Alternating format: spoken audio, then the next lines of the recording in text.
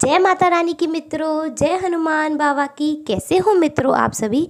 I hope आप सभी बहुत अच्छे होंगे और स्वस्थ होंगे। माता रानी की कृपा आप सभी पर बरसती रहे। और मेरी आप सभी के लिए माता रानी से बस यही प्रार्थना है कि आप जो भी साधना कर रहे हैं वह पूर्ण रूप से आपकी सफल हो जाए और आपको मनोवांछित फल की प्राप्ति हो। मित्रों, इसी के साथ आज मैं इस वीडियो का टॉपिक बता देती हूँ। मित्रों, आप में से कई सारे लोग ऐसा पूछते हैं, ऐसा जानना चाहते हैं कि हम कैसे जानें कि हमारे घर में नवरात्रि में माता का वास हो चुका है, वह हमारे घर में माता रानी पधार चुकी हैं। ऐसे कौन से संकेत हैं, ऐसी कौन सी चीज़ें हैं जिनसे हम जान सकें कि माता रानी हमारे घर में आके विराजमान हो गई हैं, उन्होंने हमारी पूजा स्वीकार कर ली है। तो मित्रों, आइए मैं आपको वह कुछ संकेत बता देती हूँ जिससे आप स्वयं जान सकते हैं कि माता रानी आपसे खुश है या नहीं, वह आपके घर में इस बार पधारी या नहीं। क्योंकि जब भी माता रानी आपके घर पधारती है तो वो आपके सभी रोग, सारी चीज़ें नष्ट कर देती हैं, सारी नेगेटिव चीज़ें नष्ट कर देती हैं। आपकी धन संबंधी कोई भी दिक्कत होती है तो वह सभी हरने लगती हैं। आपके घर में कोई ग्रह कलेश या पीड़ा हो तो वह भी माता रानी की कृपा से, उनके आगमन से सभी चीज़ खत्म होने लगती हैं। तो मित्रों, आइए अब मैं आपको बताती हूँ कि जब माता रानी का आशीर्वाद आपको प्राप्त होता है, माता रानी का आपके घर में आगमन होता है, तो आपको कौन कौन से संकेत दिखाई देने को पड़ते हैं।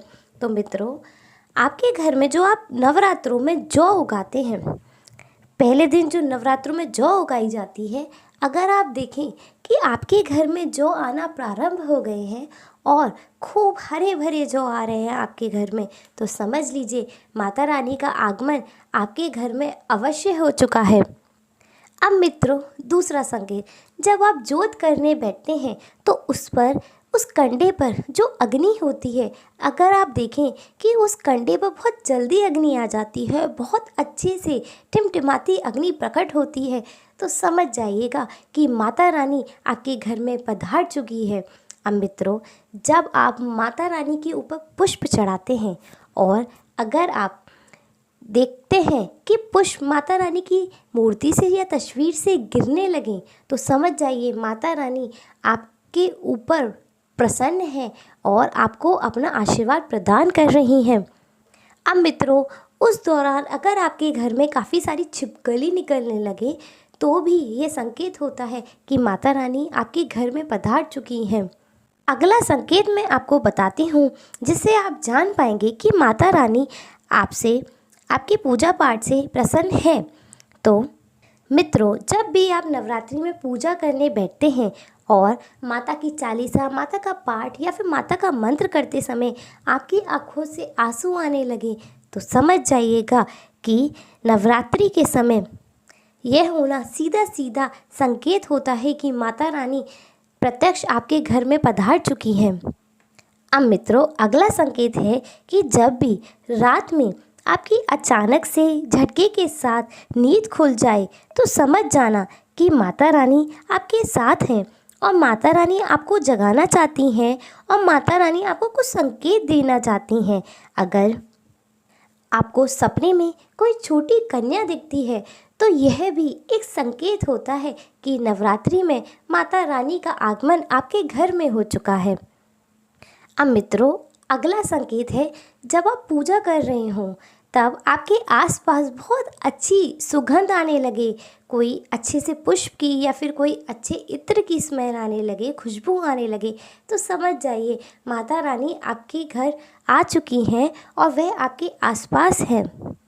अब मित्रों, अगला संकेत जिससे आप जान सकते हैं कि माता रानी आपके साथ में ही हैं, तो आप देखते होंगे कि आप एक दीपक जलाते हैं नवदुर्गों में। कुछ लोग अखंड दीपक जलाते हैं और कुछ लोग जोत के समय ही दीपक जलाते हैं। तो आप देखेंगे जब दीपक के ऊपर एक काले रंग की लौ बन जाती है तो उससे भी आप जान सकते हैं कि माता रानी आपके घर पधार चुकी हैं।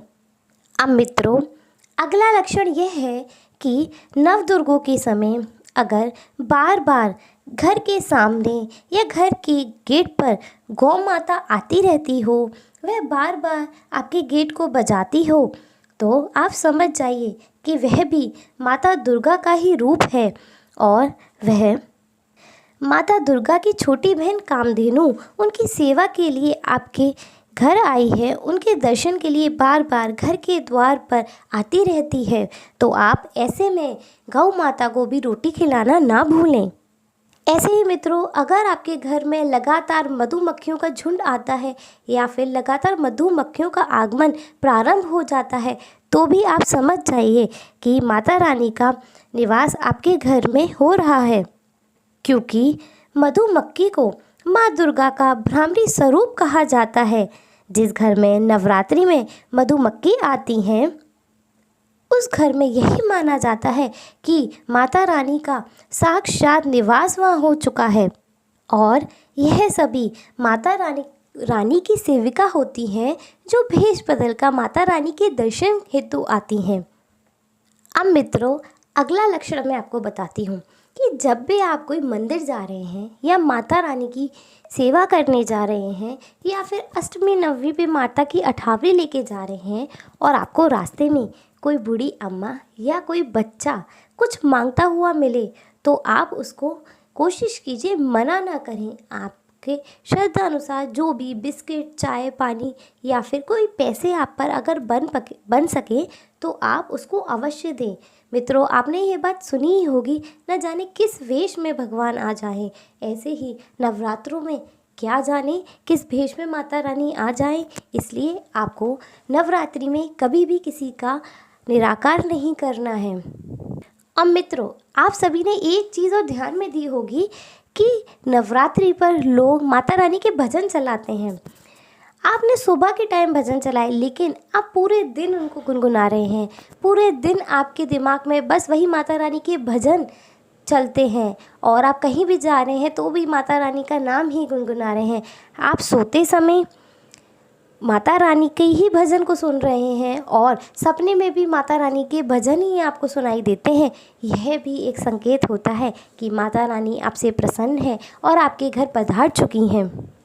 और मित्रों, जब भी आप कभी किसी के यहाँ जाएँ नवरात्रि के दौरान और वहाँ आपको कोई चूड़ियाँ भेंट करे, यह भी एक लक्षण होता है कि आपको घर में माता रानी पधार चुकी हैं, क्योंकि माता रानी की कृपा से ही तो आपको चूड़ियाँ भेंट हुई हैं। तो मित्रों, यह थे कुछ संकेत जिससे आप जान सकें कि माता रानी आपके घर में विराजमान हो चुकी हैं, पधार चुकी हैं और माता रानी आपकी पूजा पाठ से प्रसन्न है।